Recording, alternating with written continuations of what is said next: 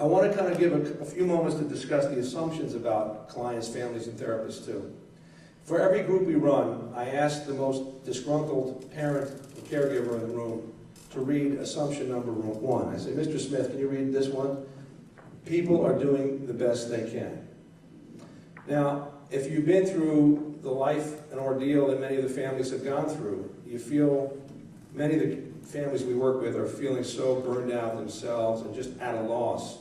And so they are not typically thinking and have trouble acknowledging that people are doing the best they can.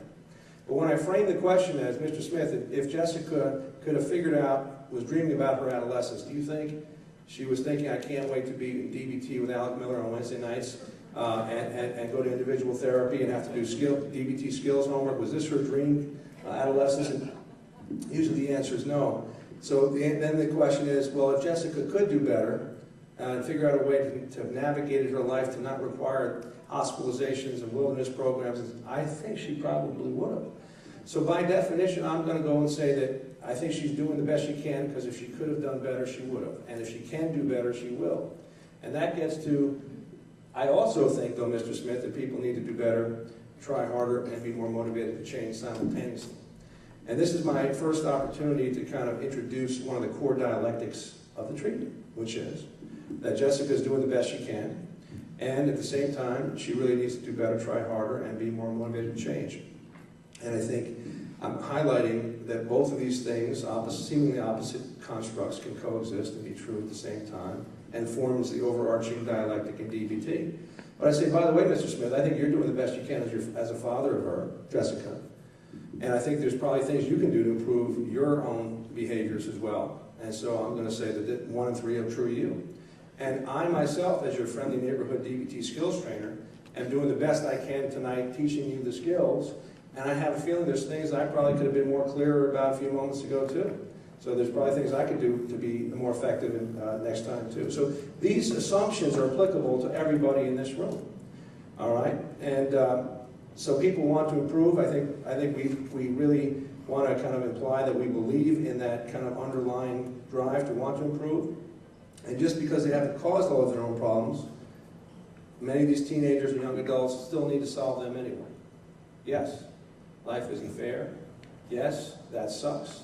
And yes, you need to figure out a way to do this. We're going to help you, but you have to take some responsibility and accountability to work on this too.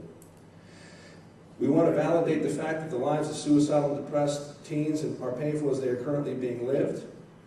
We want to make crystal clear that while we may have a good time here on Wednesday nights and talk about all kinds of skills, unless you learn and unless you practice new behaviors in all the relevant contexts of your life, very little change is going to come. Right? I mean, you can sit through any class in math or English or science. If you don't go, or piano or drums, if you don't practice, your skill set is unlikely to go and get too far along. And last but not least, we don't think people can fail in DBT. In no other field of medicine do we tend to blame the patient for their lack of progress. We have really mastered that mental health, I must say. I can't be more proud of us. Right? If you have a patient with a brain tumor and they go to Sloan Kettering, can you imagine the oncologist saying, you're clearly not trying hard enough. It's not shrinking.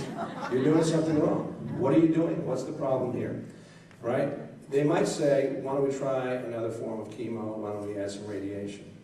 Right? But in mental health care, if someone's not benefiting from your intervention, it tends to be the patient or the family's fault, which is very upsetting. So we basically tell our families, if we think this is an effective treatment for many people, but if you're not responding, we're not going to blame you. We're going to see there may be something else that might be different, including MBT or other treatment as well.